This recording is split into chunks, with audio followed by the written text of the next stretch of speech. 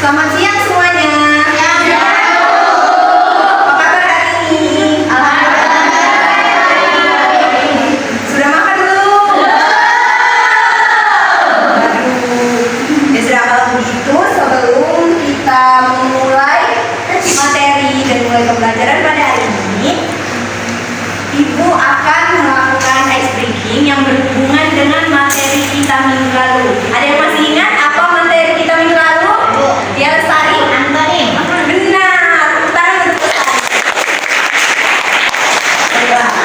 Ice breakingnya adalah kata berlawan atau kebalikan. Jadi kalau Ibu bilang duduk, kalian berdiri. Kalau Ibu bilang berdiri, berarti kalian duduk. Nah, kita mulai. Yang saya pahami ya. Duduk. Fokus, fokus. Duduk. Berdiri. Duduk. Duduk. Oke, ayo. Berdiri. Tepuk tangan untuk kita. Baiklah. Sebelum itu, apakah ada yang tidak hadir hari ini?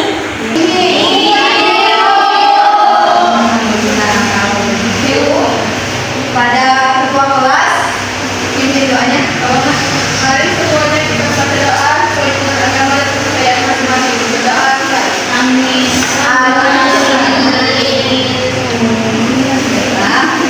Nah, di sini sebelum Ibu beritahu apa itu teks editorial, apakah kalian pernah membaca atau menemukan sebuah artikel di koran atau di internet?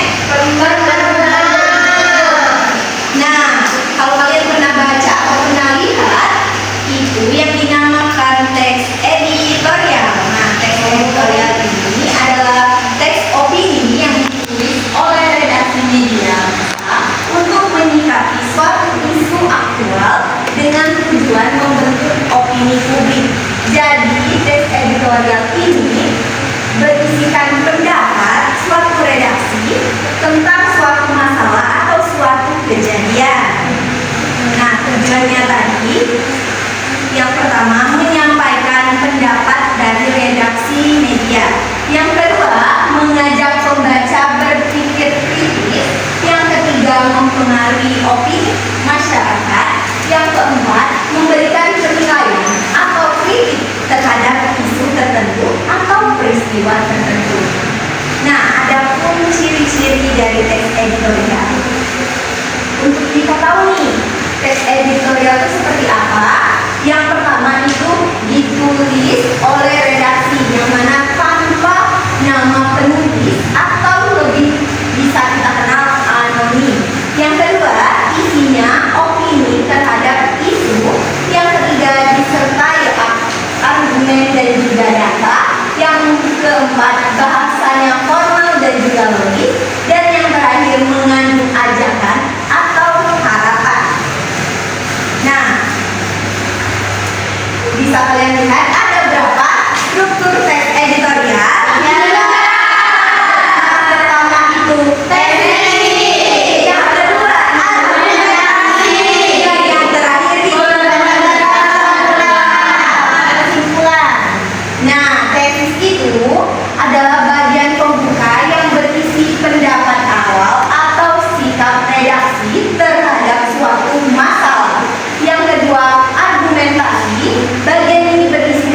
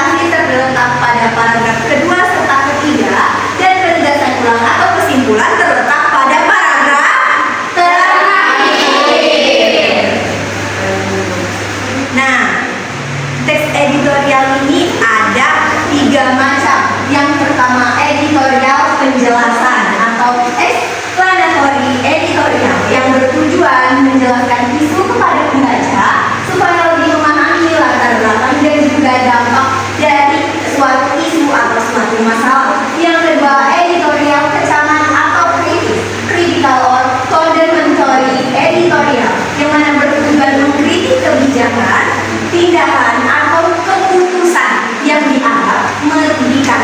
Yang terakhir, editorial pujian atau komentatori editorial, atau yang lebih sering kita kenal apresiasi editorial, yang mana memberikan apresiasi atau dukungan terhadap kebijakan atau tindakan positif. Nah, adapun langkah-langkah dari menulis teks editorial. Yang pertama, menentukan isu aktual dan menarik perhatian publik. Kita harus menentukan nih masalah apa yang sedang dibahas oleh masyarakat yang mana bisa menarik perhatian mereka. Yang kedua, menentukan sudut pandang atau sikap redaksi terhadap isu tersebut, yang mana terdapat dua sudut pandang, yaitu sudut pandang positif dan juga negatif.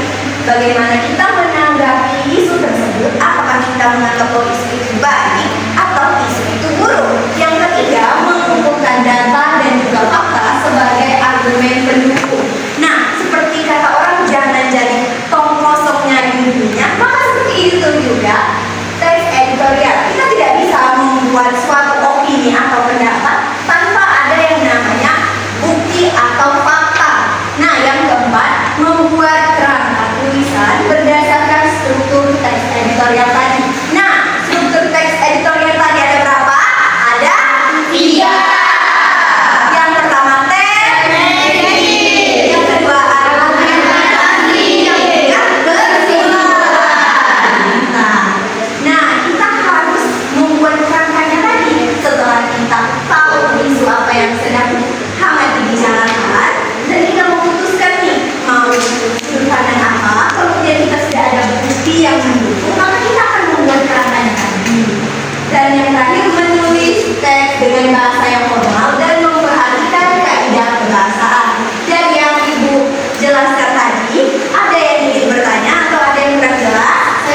Silakan adik. Bu, maksud dari memperhatikan kaidah kebahasaan itu seperti apa? Bagus pertanyaannya. Jadi, memperhatikan kaidah kebahasaan itu maksudnya seperti ini.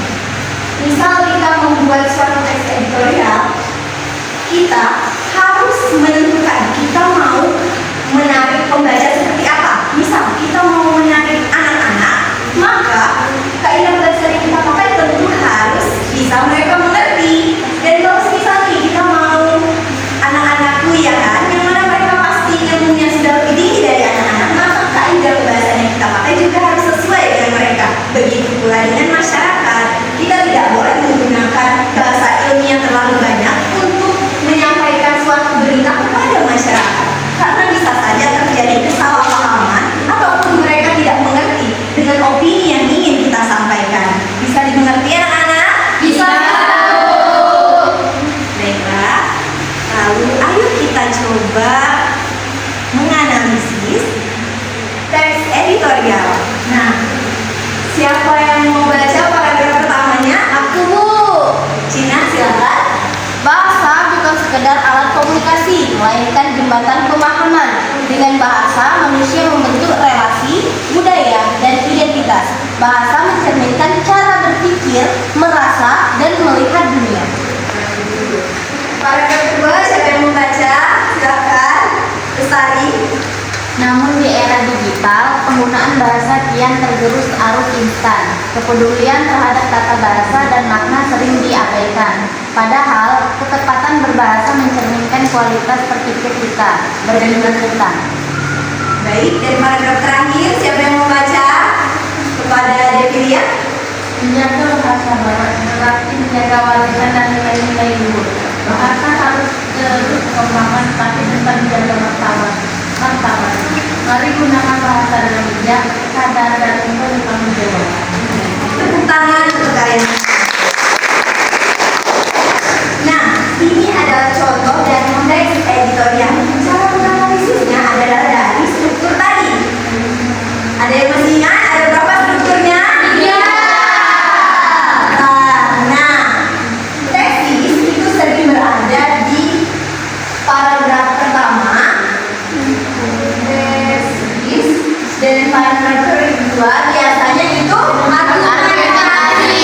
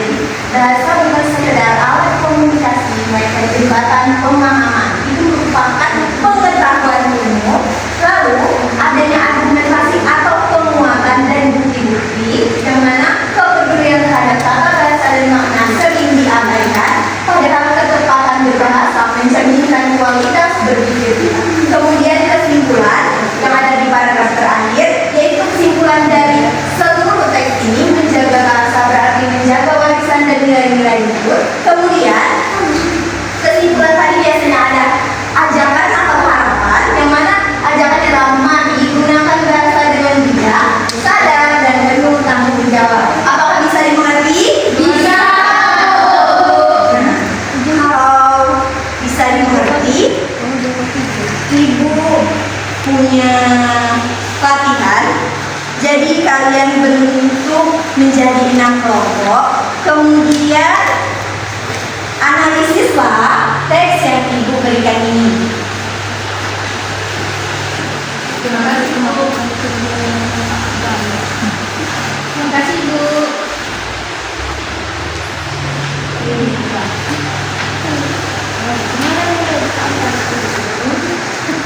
Ibu beri waktu 5 menit. Silakan dikerjakan. Baik Bu.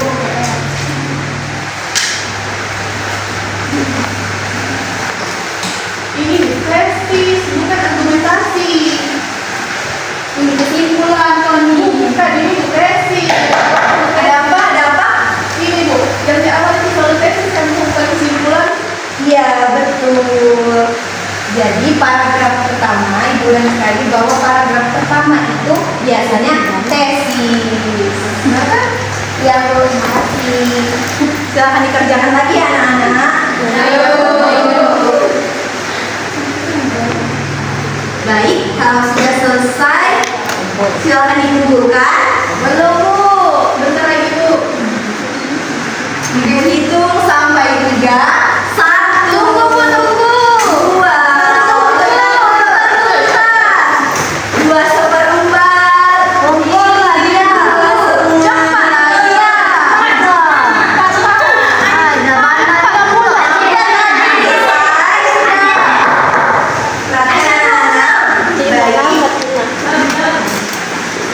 Dari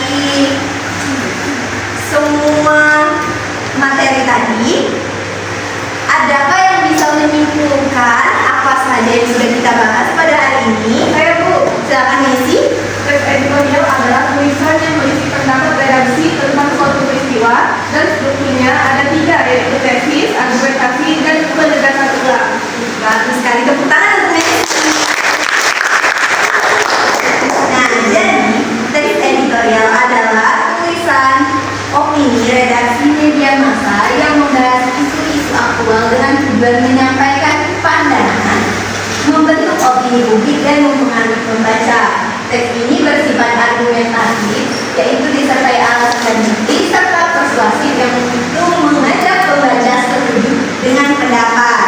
Selesai sudah materi kita pada hari ini. Tugas ini akan ibu nilai dan minggu depan baru ibu berikan kepada kalian. Nah, di sini ibu punya tugas untuk kalian di rumah, yaitu membuat teks editorial yang mana terserah kalian mau jenisnya apa dan mau membahas tentang apa. Dari tugas ibu tadi, apakah ada yang ingin bertanya atau ada yang kurang jelas? Jelas. Baiklah, kalau begitu sekian dari ibu. Ibu akhiri. Wassalamualaikum warahmatullahi wabarakatuh. Waalaikumsalam warahmatullahi wabarakatuh. Bapak, silakan. Teman.